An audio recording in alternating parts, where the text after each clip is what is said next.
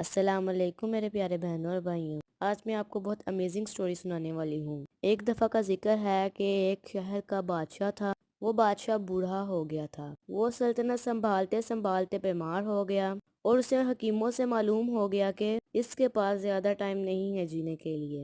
اس نے مرنے سے پہلے اعلان کیا کہ جو میری قبر میں ایک رات گزارے گا اس کو میری سلطنت کا اگلا بادشاہ بنا دیا جائے گا۔ اگلے دن بادشاہ بیماری کی وجہ سے انتقال پا گیا۔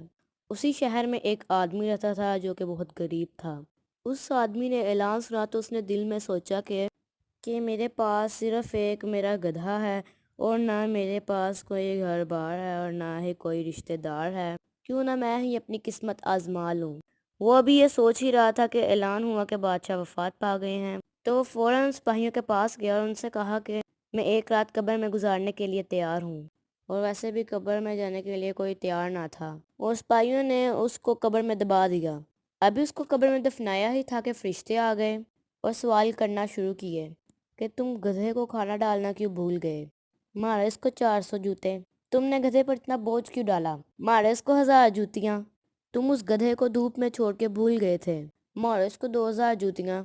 ایسے ہی وہ ایک گدھے کی وجہ سے ساری رات جوتیاں کھاتا رہا۔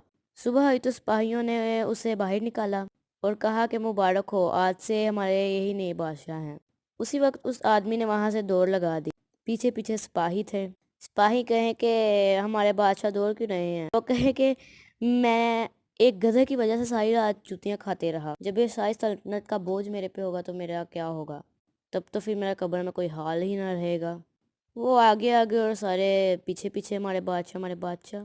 تو یہ تھی میری فنی سٹوری ہے، ہوپ آپ کو اچھی لگی ہوگی۔ مجھے نہیں پتا کہ میں ایک مہینے سے کہاں پہ تھی۔ اب سے میں کوشش کروں گی کہ ہفتے کے ہفتے ویڈیو ڈالوں۔ لائک اور سبسکرائب کر دو۔ خدا حافظ۔